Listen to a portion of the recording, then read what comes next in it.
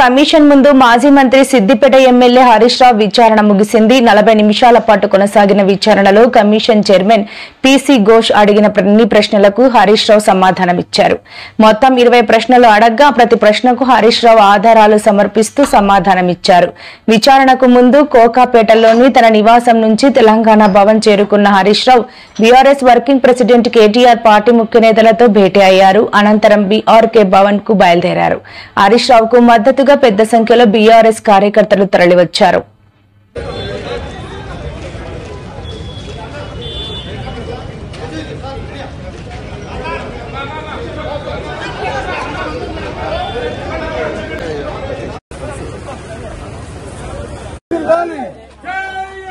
ఉన్నటువంటి పూర్తి సమాచారం అన్ని విషయాలను కూడా కమిషన్ దృష్టికి తీసుకువెళ్తాం.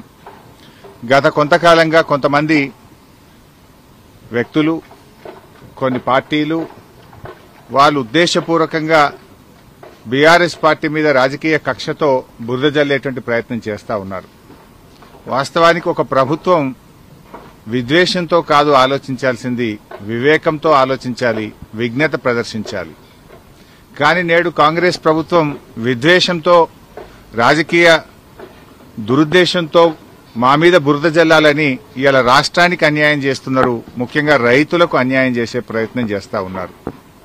నేను ఒకటే కోరుతా ఉన్నా, విజ్ఞత ప్రదర్శించండి, వివేకంతో ఆలోచించండి. ఈ రాజకీయాల కోసం